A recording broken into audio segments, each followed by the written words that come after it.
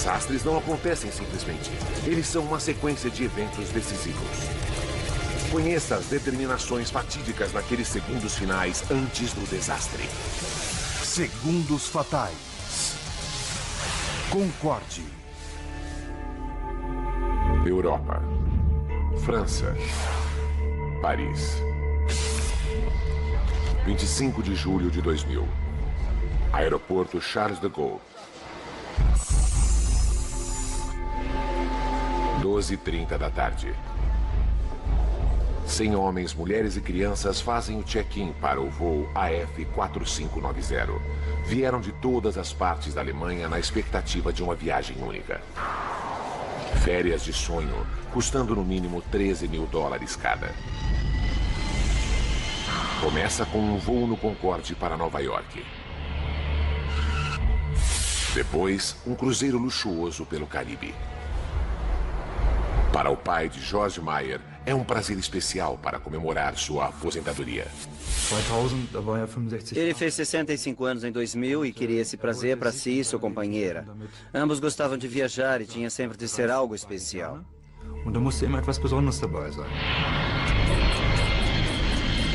O Concorde é um avião como nenhum outro. Elegante, luxuoso e, acima de tudo, super veloz.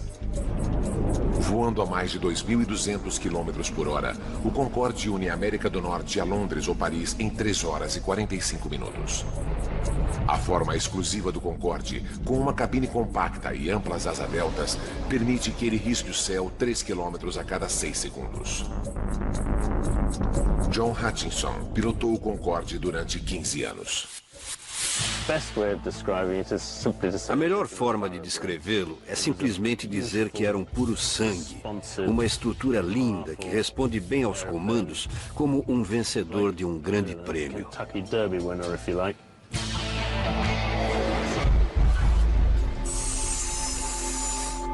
À 1h30, todos os passageiros estão prontos para sua viagem supersônica. O piloto, o capitão Christian Marty, já está no cockpit preparando-se para o voo. Os passageiros estão em boas mãos. Marty, de 54 anos, é um dos pilotos mais experientes da Air France. Um aventureiro de talentos extraordinários. Em 1982, Christian Marty foi o primeiro francês a cruzar o Atlântico num windsurf. É uma celebridade nacional. A bordo do Concorde, o capitão Marty faz a verificação pré-voo.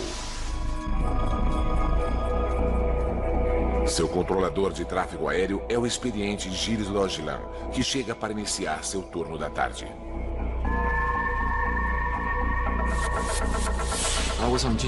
Eu estava de serviço na torre de controle sul do aeroporto Charles de Gaulle, em Paris. Não era o meu plantão, mas na véspera um colega me pediu para trocar. Ele fez o meu horário da manhã e eu fiz o seu turno da tarde. Com a troca de turno, ele ganhou um presente inesperado. Gilles Logelan é o controlador responsável pela decolagem do Concorde. O Concorde é um dos mais belos aviões que eu já vi. Sua linha é pura. Eu gostava muito de vê-lo aterrissando e decolando. Durante a verificação pré-voo, o capitão Marty vê que o motor número 2 apresenta uma falha técnica. Uma pequena peça precisa ser trocada. Não é nada sério, mas a segurança do Concorde é sempre prioritária. Com 900 mil horas nos 40 mil voos realizados, jamais houve uma fatalidade. O reparo atrasa a partida do Concorde em 1 hora. 13h54. Os passageiros começam a embarcar. Entre eles, encontra-se a família Ayer, Christian e Andrea e seus filhos Maximilian e Catarina. Klaus e Margaret Franzen são professores que economizaram 20 anos para esta viagem. Famílias comuns saindo para uma aventura incomum.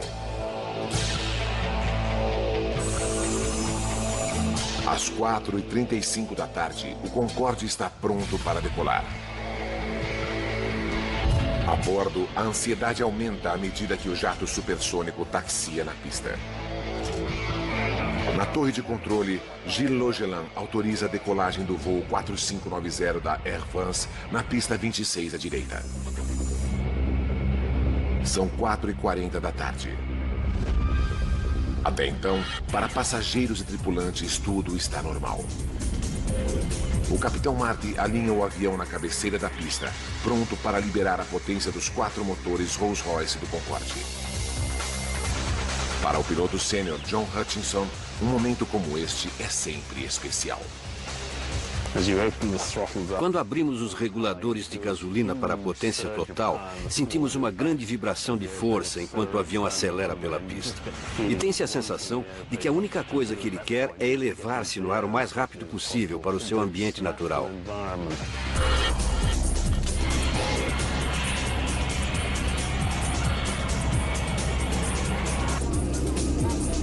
Na torre de controle, Gilles Logelan monitora a decolagem. Eu estava observando o Concorde ganhando força na pista porque é sempre bonito de se ver. É um avião bem pesado e no início é vagaroso, depois ganha velocidade. O Concorde acelera na pista de 4.000 metros. Ele passa a 320 km por hora. Utilizando a computação gráfica, recriamos o que aconteceu a seguir. Para Gilles Logelan, é um momento de puro horror. De repente, vi as chamas no corpo do avião.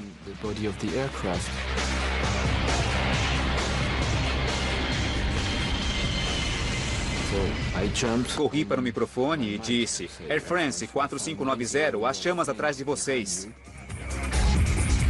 O capitão Marty não pode ver as chamas e com uma aceleração de 320 km por hora, o Concorde tem que decolar. Restam só 2.000 metros de pista e o Concorde precisa de 3.000 para ter a chance de parar em segurança. Nessa velocidade, em qualquer situação, o avião tem de decolar. Ele não pode abortar a decolagem. Observando as chamas, vi o nariz do Concorde levantar.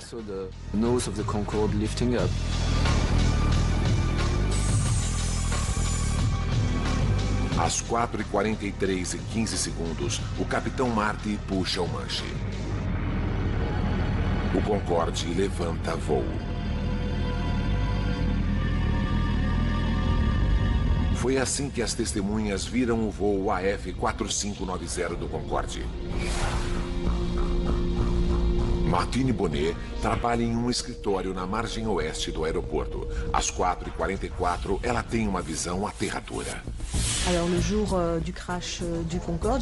Eu estava olhando pela janela e vi o Concorde decolando lentamente com a parte traseira em chamas. Senti muito medo porque, com tanto fogo, achei que o avião ia explodir bem na minha frente. Peut-être exploser juste là devant nos bureaux. A aeronave danificada prossegue em seu voo.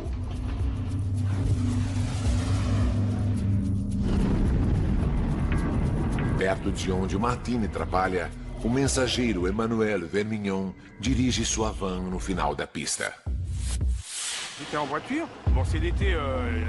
Quando o Concorde passou, minha janela estava aberta.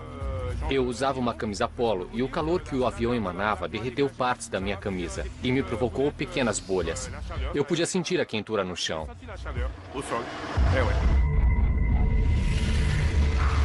Enquanto o capitão Marty luta com o controle para ganhar altitude, fora de suas vistas, as chamas envolvem a asa esquerda. A visão chocante foi filmada pela esposa de um motorista de caminhão. É o único filme mostrando o Concorde em chamas. Ele será uma prova vital nas investigações.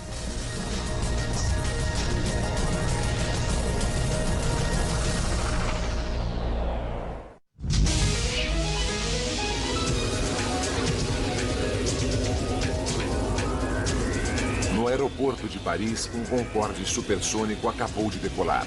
Mas agora o avião está em chamas e 109 passageiros a bordo estão em perigo. Os próximos 69 segundos serão críticos. 4h43 e 30 segundos. O Concorde luta para manter-se no ar. São apenas 30 metros do chão e o avião danificado está em rota de colisão. A cidade de Gonesse, com seus 25 mil habitantes, está diretamente em sua rota. Christine Turpin se dirige ao seu posto de gasolina em Gonesse. Eu estava dirigindo quando vi um avião. Era o Concorde com fogo na parte de trás. Fui diminuindo a marcha e vi o avião em chamas.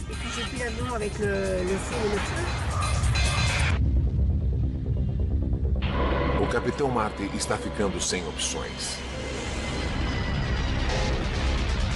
A asa esquerda do Concorde está se desintegrando. O empresário Patrick Tess está diretamente na rota do avião. Eu estava no escritório falando com uma cliente. A janela dá para a pista. Fui interrompido por um barulho tremendo. Era o Concorde em chamas, inclinando-se violentamente.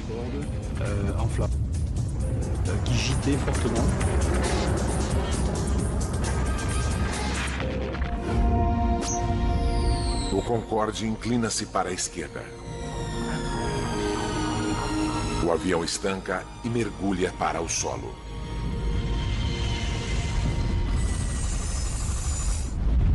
São 4h45. Este é o momento que todo controlador de voo teme. Gilles Logelin pega o microfone. Eu chamei o avião dizendo: Air France 4590 está ouvindo. Air France 4590 está ouvindo. Disse isso 2 vezes. Air France 4590 está ouvindo. Não houve resposta.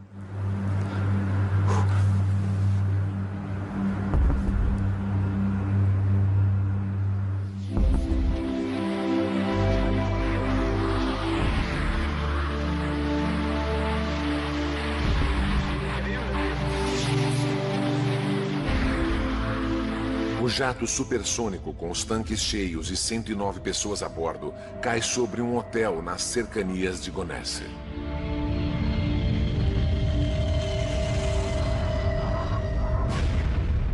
Uma apavorante bola de fogo cai sobre o prédio.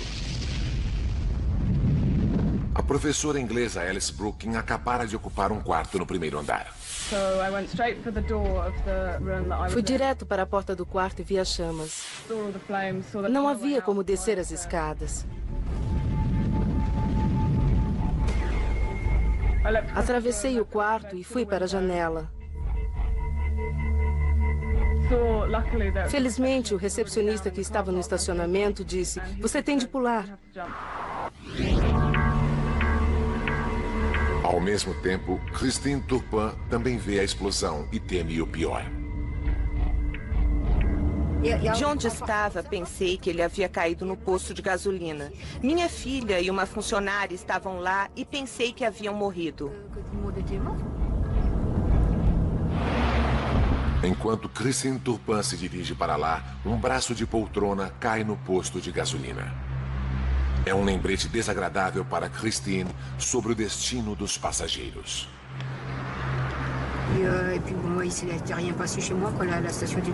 Ao se ver um braço de poltrona, não se pode deixar de imaginar que deve ter sido dos passageiros a bordo do avião. 8 minutos depois da queda, dezenas de carros de bombeiros e ambulâncias correm para o local. Uma tragédia estarrecedora, não só para os passageiros do Concorde, como para os que estão no hotel. O chefe regional dos bombeiros, Coronel Fabrice Chauvin, lidera o salvamento. Enquanto dirigia, muitas coisas passaram pela minha cabeça. O mais importante para mim era dividir a operação em 2 partes separadamente. Uma, a queda do avião, apagar o fogo e salvar os sobreviventes. E 2, organizar socorro para os feridos antes de serem levados para o hospital. A intensidade do fogo é tão grande que levarão 3 horas para controlá-lo. Como mostram as cenas deste noticiário, os restos queimados do avião e do hotel estão irreconhecíveis. As tentativas de resgate são inúteis. 113 pessoas morrem, 4 do hotel e 109 passageiros e tripulantes do Concorde.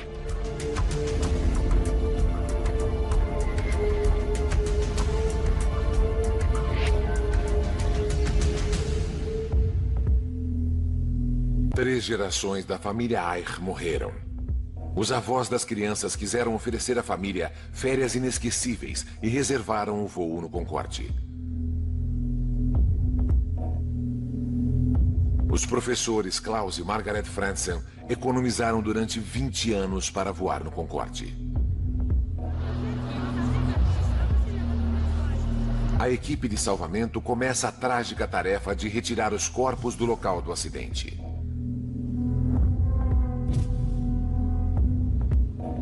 Uma das funcionárias do hotel que morreu era a estudante Kenza Rashid, de 19 anos. Ela começara a trabalhar um dia antes do acidente para ganhar algum dinheiro nas férias. Outra vítima é a arrumadeira Devraneh Chandan Singh. Ela deixou 2 filhos.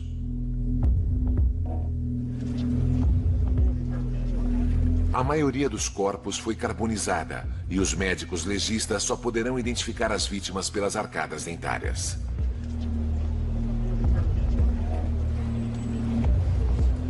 É um momento doloroso para os parentes das vítimas, como George Meyer. Uma das coisas mais difíceis foi a identificação do meu pai e seu sócio. Não sobra muito dos passageiros depois de um acidente. Foi difícil. George vai esperar 2 semanas até identificarem os restos mortais de seu pai.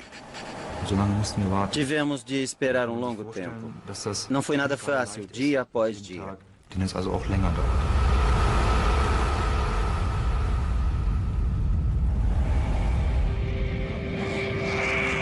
O acidente surpreende a todos. O Concorde, o rei dos céus, o avião que tornou realidade a viagem supersônica, o sonho realizado de muita gente, jamais tivera um acidente fatal até este momento. Foram apenas 120 segundos para destruir esse recorde perfeito. Agora, revendo os eventos daquele dia fatídico e nos aprofundando nas investigações, poderemos revelar o que realmente aconteceu. Uma precisa simulação computadorizada nos levará aonde nenhuma câmera pôde chegar, o coração da zona do desastre.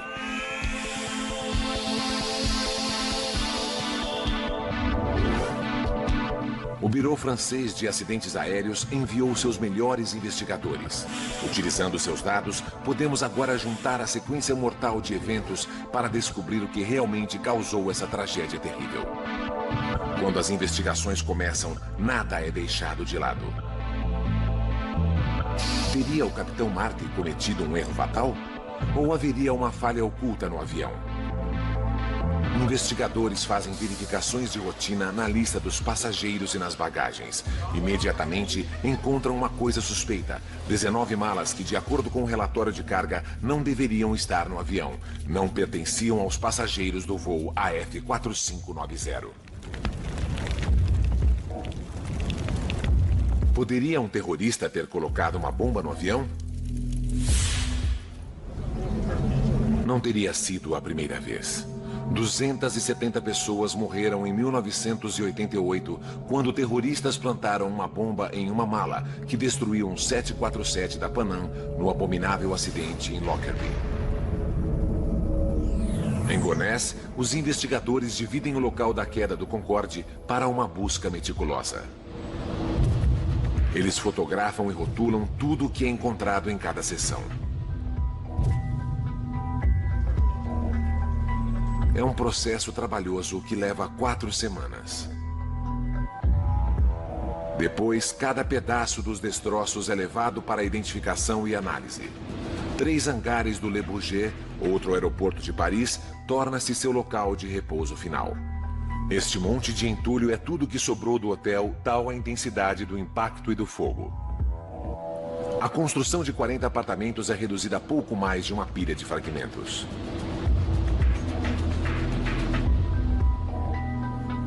E isto foi o que sobrou do Concorde.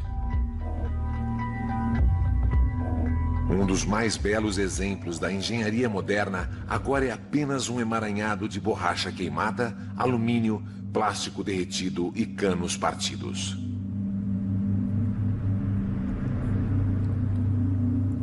Os investigadores franceses separam e identificam cada fragmento.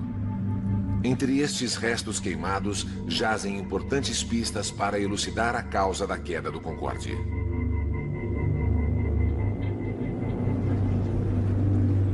Em questão de horas, a equipe do Bureau Francês de Acidentes Aéreos recupera as caixas pretas. Essas peças são carregadas em todos os aviões para gravar dados técnicos importantes e principalmente a conversa dos pilotos no cockpit. Eles analisam as caixas pretas. Não há som de explosões e fica claro que não se pode culpar o terrorismo. Os investigadores são forçados a buscar uma nova pista. Eles se concentram no reparo do motor ordenado pelo capitão Marty pouco antes da decolagem. Eles sabem que o Concorde havia voltado de Nova York no dia anterior, com um inversor de empuxo defeituoso no motor número 2. O inversor de empuxo ajuda a frear o avião depois da aterrissagem. Os investigadores analisam a gravação dos dados do voo, mas não encontram provas de que um inversor de empuxo defeituoso possa ter causado o acidente. Aumenta a pressão para se encontrar uma resposta. Até lá, as autoridades francesas proíbem todos os voos no Concorde da Air France. As atenções agora se voltam para os 120 segundos do início da última decolagem da aeronave. O capitão John Hutchinson pilotou centenas de decolagens dela. Depois de alinhado na pista, o capitão aperta o cronômetro e abre totalmente os reguladores. A tarefa do capitão é manter-se em linha reta na pista. A tarefa do copiloto é fazer o que a velocidade pede. O engenheiro de voo está ali presente, monitorando todos os instrumentos, principalmente este grupo, que são dos motores.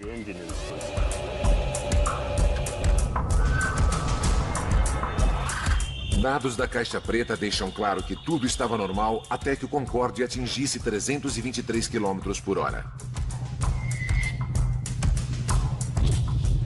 O Concorde está agora a 79 segundos do desastre.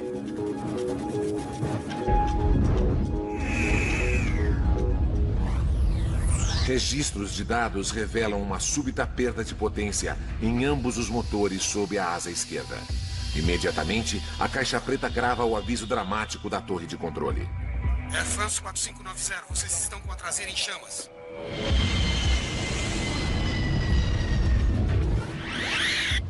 Apesar do aviso, o piloto Christian Marty tinha passado o ponto de retorno.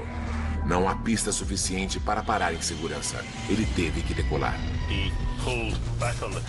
Ele puxou o controle de coluna para levar o avião a seu ângulo de 12,9 graus. Estava tendo problemas com os motores esquerdos, que não produziam a potência que deviam, e se esforçando muito para que a aeronave ganhasse velocidade. Mas com certeza estava sendo vencido pelos problemas dos motores esquerdos.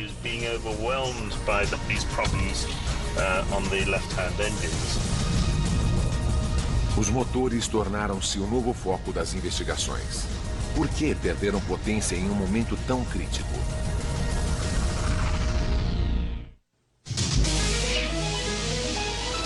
Com apenas 2 minutos de jornada, o voo 4590 do Concorde da Air France cai matando 113 pessoas. Um golpe devastador na primeira aeronave supersônica do mundo. Utilizando computação gráfica avançada, com base no relatório oficial, nos aprofundamos na investigação para revelar a sequência mortal de eventos. Os investigadores sabem que os 2 motores esquerdos perderam potência quando o Concorde ultrapassou os 323 km por hora na pista. Mas por quê?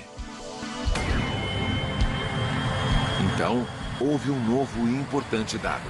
Os investigadores franceses encontraram vários fragmentos de pneus na pista, um deles pesando 4,5 kg. Testes confirmam rapidamente que pertencem ao Concorde. É uma pista significante. Por quê? Porque os pneus do Concorde se dilatam em pressão extremamente alta, o que os torna mais propensos a estourar que os de outras aeronaves, principalmente durante pousos e decolagens. O piloto John Hutchinson explica. Quando o capitão levanta o avião, ele está comprimindo o trem de pouso na pista. E a pressão se torna maior nos pneus e nas rodas naquele ponto em especial.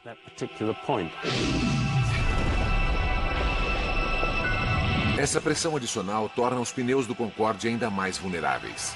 Há mais alguma coisa. Os investigadores franceses do acidente voltam aos registros e descobrem que, para o Concorde, estourar pneus não é nada raro. Eles identificam mais de 50 casos de estouro de pneus em pousos e decolagens em 24 anos.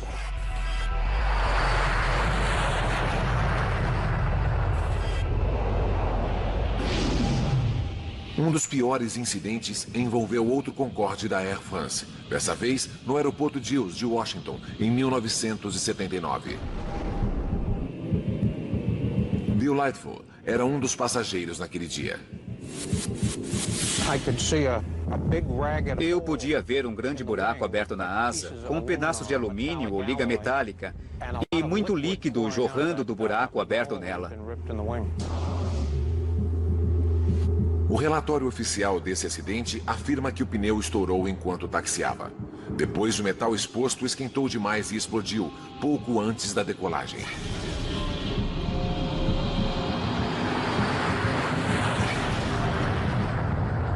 O avião decolou, mas 20 minutos mais tarde voltou ao chão em segurança. O avião sobreviveu a esse susto que causou uma grande vistoria de segurança nos pneus. Os engenheiros do Concorde instalaram sensores para detectar pneus subinflados, modificaram procedimentos de inspeção de rodas antes de cada voo e, o mais importante, como explica o especialista em aviação David Learmonth, desenvolveram pneus mais fortes que podem suportar 2 vezes o peso de sua carga normal. O requisito em voos de teste era podermos ter um pneu estourado na decolagem e podermos completá-la sem pneu algum.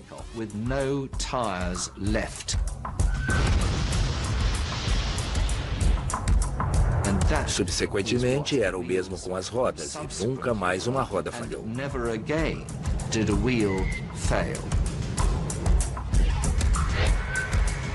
Isso até 18 anos mais tarde, quando alguma coisa errada acontece. Apesar das medidas de segurança, um dos pneus do Concorde explode em fragmentos. Os investigadores vão mais fundo. Eles reexaminam os escombros encontrados na pista e fazem a mais importante descoberta da investigação. Esta misteriosa tira de metal de 43 centímetros. Quando se encaixa a tira de metal de 43 centímetros ao dano no pneu do Concorde, o ajuste é perfeito. De repente, tudo passa a depender da origem desse metal. De onde ele veio? São 5 semanas de trabalho cuidadoso de detetive, comparando-a a milhares de partes que formam uma aeronave. Então, uma brecha. Eles descobrem que a tira de metal pertence à montagem do motor de um DC-10. E o registro de voos de Paris revelam que um DC-10 da Continental Airlines decolara 5 minutos antes do Concorde. Eles rastreiam o avião até Houston, no Texas, e incrivelmente descobrem que faltava uma parte do motor. É a tira de metal ajustada 16 dias antes, durante a manutenção no DC-10. Quando David Learmonth vê a fotografia da tira de metal, fica atônito. Tinha bordas ásperas e não porque o Concorde havia passado por cima dela. Tinha sido cortada grosseiramente. As bordas não eram retas. Outra coisa, foram feitos orifícios para parafusos ou rebites que se espalhavam por toda a parte.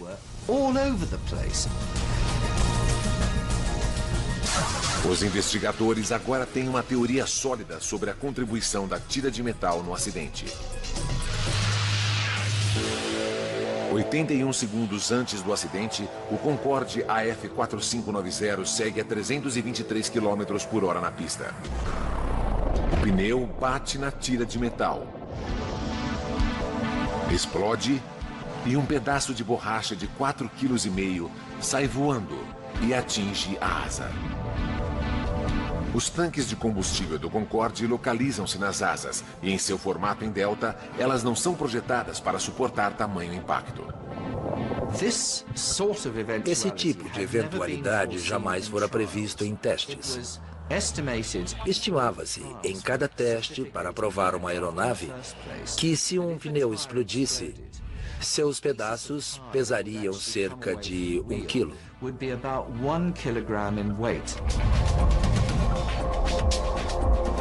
O pedaço de borracha que atinge a asa do Concorde naquele dia pesa quase 5 vezes mais, 4,5 kg. Ninguém pensara nesse tipo de impacto.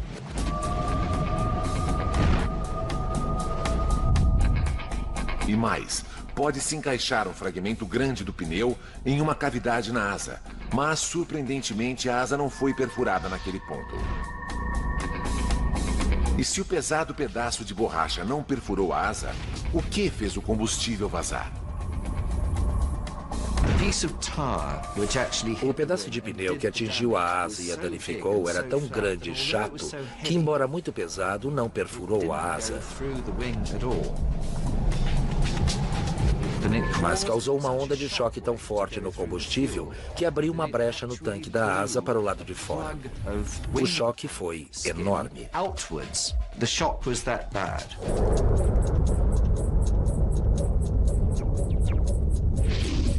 Quando o pedaço de borracha bateu na asa, provocou uma onda de pressão que encontrou a junção mais fraca no tanque de combustível.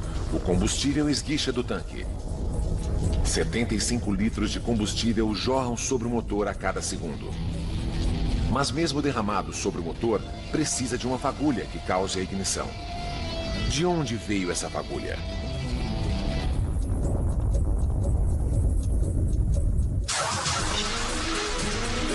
O Concorde 4590 da Air France cai depois de decolar do aeroporto Charles de Gaulle, em Paris.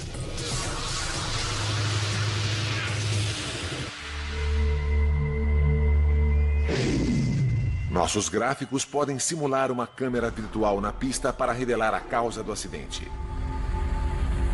Quando o avião desliza pela pista, uma grosseira tira de metal fura um pneu. 81 segundos antes do acidente, um pedaço de borracha atinge os tanques de combustível. O combustível jorra sobre os motores. Não basta isso para causar uma catástrofe. É preciso uma fagulha.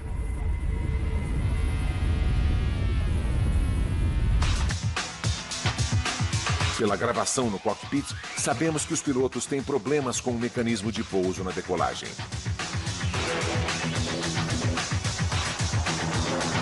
Enquanto o Concorde luta para ficar no ar, o piloto Christian Marty busca levantar o trem de pouso. Mas ele se emperra aberto.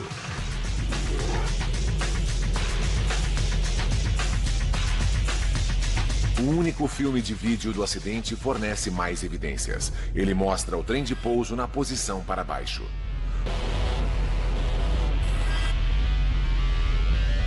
O que impediu que as rodas se retraíssem? A explicação mais plausível pode ser vista nesta simulação do computador.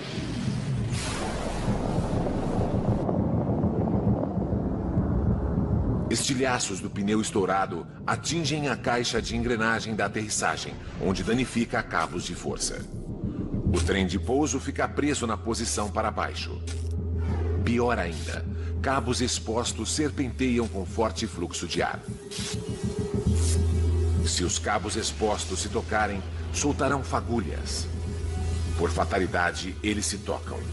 Esse contato inflama o combustível que vaza. Naquele momento, o Concorde se torna uma bomba voadora.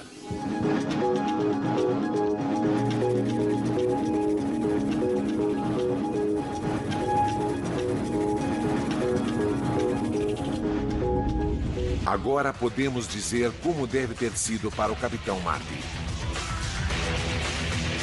Da poltrona do piloto, ele não pôde ver as chamas. Só soube que o Concorde estava perdendo potência no motor número 2 no momento da decolagem. Um segundo mais tarde, a torre de controle o alertou sobre o fogo.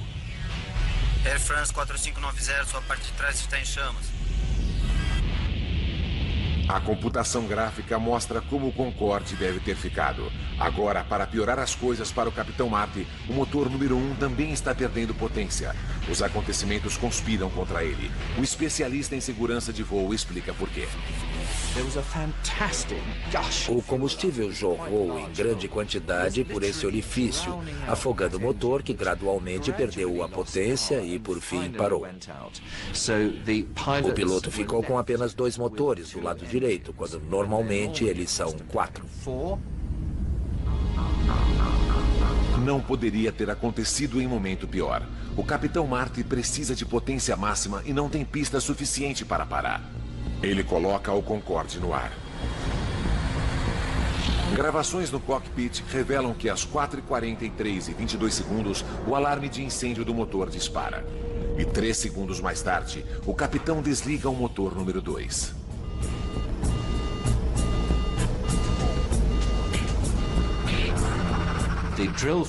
O procedimento para incêndio é desligar o motor, cortar o suprimento de combustível e tentar o extintor de incêndio para apagar o fogo.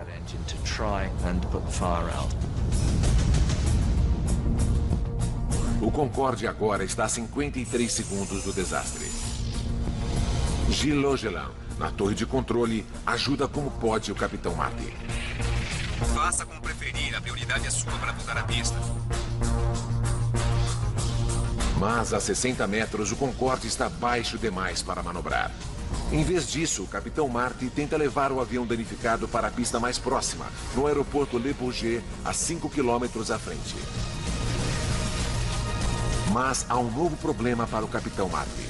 O fogo agora é tão intenso que a asa do Concorde está derretendo e se desintegrando. A ponta de trás da asa do Concorde é o controle conhecido como Elevon, que permite ao piloto elevar ou baixar o nariz da aeronave. O fogo foi tão forte que a estrutura de trás do avião estava virtualmente se evaporando. Os controles essenciais do piloto estavam sendo destruídos. Ao mesmo tempo, os detectores de fumaça dos toaletes eram ouvidos nas gravações. Para os passageiros, vapores na cabina tornam as condições insuportáveis. O Concorde está agora a 49 segundos do desastre.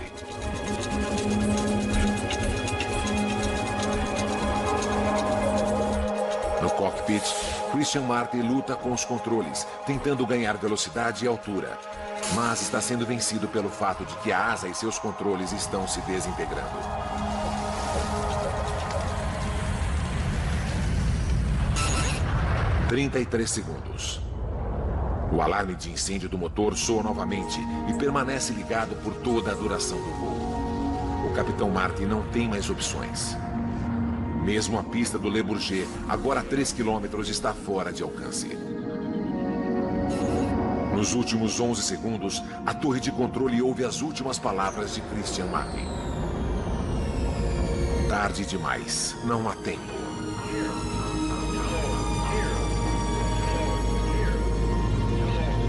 Faltando 4 segundos, o avião mergulha a 15 metros. O ato final foi o avião erguer-se e atingir cerca de 110 graus de inclinação lateral. Naquele momento, o avião tornou-se completamente incontrolável. 3 segundos. O Concorde não se mantém mais no ar. Ele para e começa a tombar para a esquerda. Há um hotel diretamente abaixo. O avião está prestes a cair. –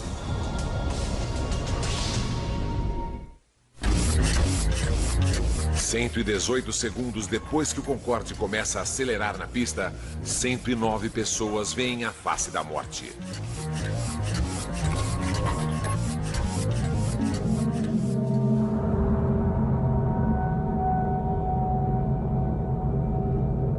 Dois segundos mais tarde, ele cai sobre um hotel de aeroporto.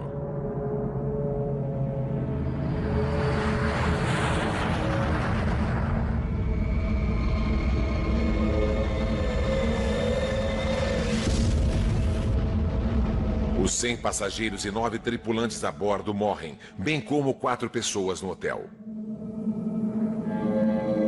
O controlador de tráfego aéreo, Gilles Logelin, iniciou o Concorde em seu voo fatídico e foi testemunha dos apavorantes segundos finais. Eu sabia que tudo havia terminado. Sabia que era a confirmação de uma realidade que eu não aceitara. Pois até aquele momento, eu ainda acreditava não ser verdade, que não era real. E aí eu percebi que estava acabado. O que não podia acontecer, acontecera. Era um acidente real. O Concorde, o único supersônico bem-sucedido, teve seu recorde de 25 anos de segurança destruído em apenas 120 segundos. Foi um desastre de horror inimaginável. Os passageiros tiveram poucos segundos para se preparar para morrer. O advogado Christoph Valens fala pelas vítimas. Creio que os passageiros perceberam logo que alguma coisa ia mal com o avião. Ele não subiu, e então uma asa pegou fogo. Ele voava a baixa altitude, logo acima do chão. Depois, o avião começou a virar. Acho que eles perceberam logo que algo terrível estava para acontecer. E devem ter se preparado para morrer. 2 dias mais tarde, permitem que os parentes coloquem flores no local do acidente.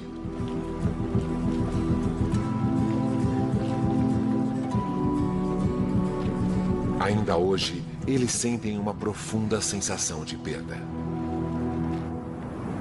O pai de George Meyer morreu no acidente. Eu sinto saudade dele. Ele deixou um vazio que não será preenchido. O mais terrível é que ele não morreu de causas naturais, mas em um acidente horrível. Ele perdeu a vida estando no auge.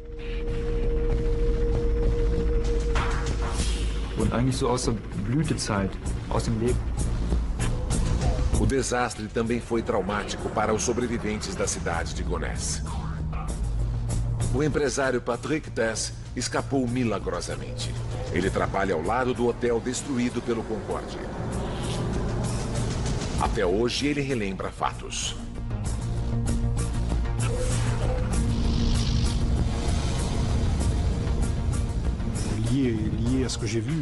Naturalmente, o acidente causou um efeito em mim. Não poderia ser de outra forma.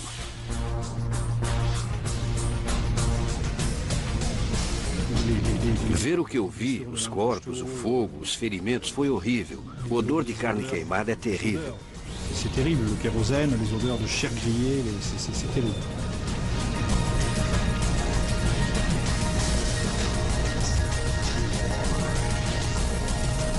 Para o Concorde, o desastre de Paris foi o início do fim. 3 semanas depois da queda, todos os voos do Concorde são suspensos. A Air France e a British Airways, as duas companhias que voam com o Concorde, têm que fazer grandes modificações na segurança. Pneus são reforçados para que continuem funcionais, mesmo se perfurados por uma lâmina de 30 centímetros. Engenheiros cobrem os tanques de combustível com revestimento à prova de balas para resistir a perfurações. E fiações elétricas no trem de pouso principal são reforçadas.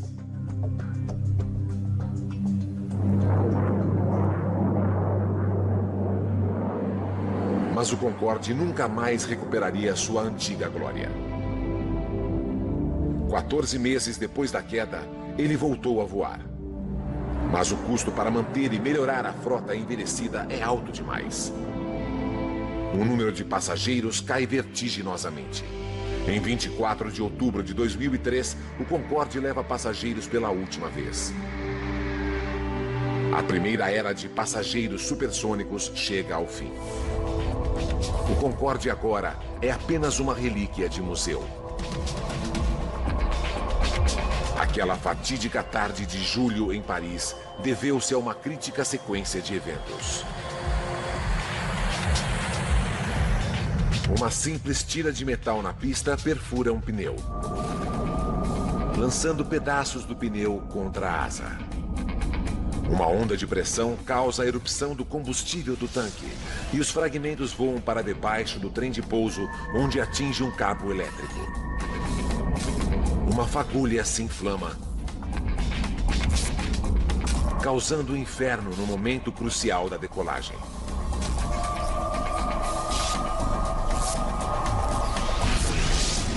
A partir dali, o Concorde está condenado.